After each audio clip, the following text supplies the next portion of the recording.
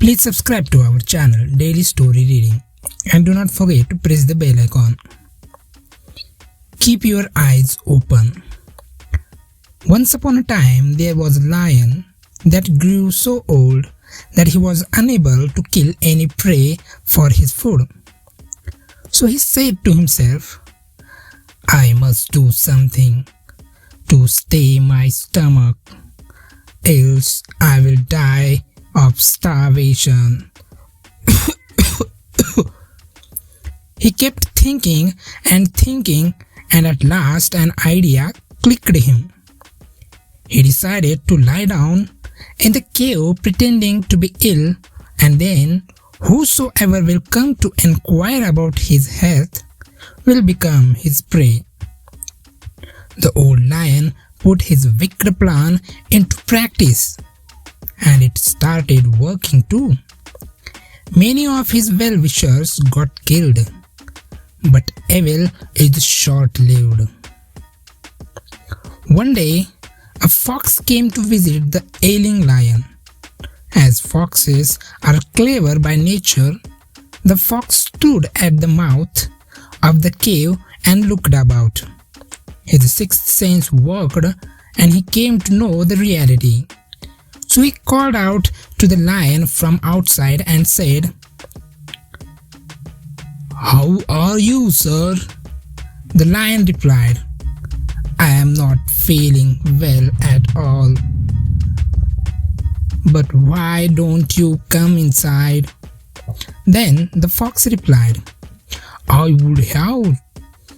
would love to come in, sir, but on seeing all footprints going to your cave and none coming out, I would be foolish enough to come in." Saying so, the fox went to alert other animals. Live and let live. Once there was a big pool near a village.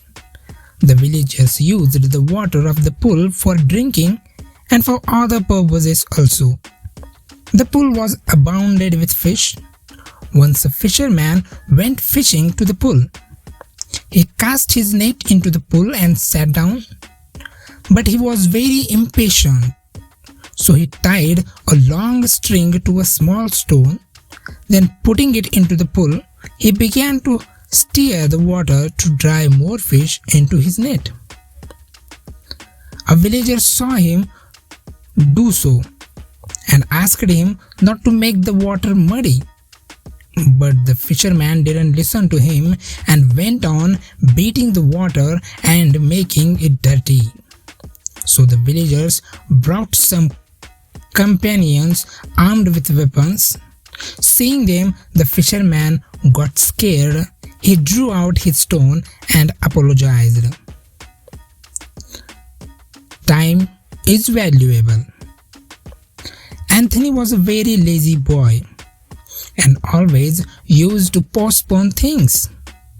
One day, his father called him and made him understand the value of time, that one should always do things on time. Anthony promised his father that he would never postpone things. One day, he came to know that he had won the first prize in a singing competition that was held the previous month. He was asked to collect the prize the same day. He didn't care and went to collect the prize the next day. But the prize became useless for him, as it was a ticket to a circus show, which was held the previous day. Anthony learned a lesson from this incident. Blind imitation is bad. One day, a saint, while going somewhere with his disciples, saw a pond full of fishes. On the way, he stopped there and started filling his mouth with fish. The disciples followed their guru. The saint said nothing to them and after some time moved ahead. Then they reached another pond where there were no fishes. The saint stood at its shore and started taking out the fishes he had swallowed. When the disciples saw this, they were amazed and also tried to vomit out the fishes. But after many attempts, they could only take out of some dead fishes. At this time, the saint said, "Fools! When you didn't know how to keep the fishes alive in the stomach, then why did you imitate me?"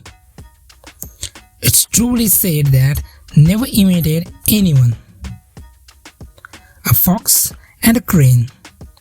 Once a fox and a crane became friends. So the fox invited the crane to dinner. The crane accepted the invitation and reached the fox's place at sunset. The fox had prepared soup for his mate. But as we all know that foxes are cunning by nature, he served the soup in flat dishes. So he himself lapped the crane's share with his tongue, enjoying its relish a lot. But the crane could not enjoy it at all with his long beak and had to get back home hungry. The shrewd fox felt extremely amused. After a few days, the crane invited the fox to dine in with him.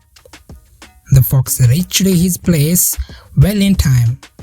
The crane gave him a warm welcome and served the soup in a jug with long and narrow neck. So the crane enjoyed the soup with great relish using his long beak. The fox's mouth couldn't reach the soup through the narrow neck of the jug. He had to return home hungry. Now he realized that he had been repaid for his behavior with the crane. So these were the today's stories. So please subscribe to our channel Daily Story Reading, and also do not forget to press the bell icon. Thank you so much.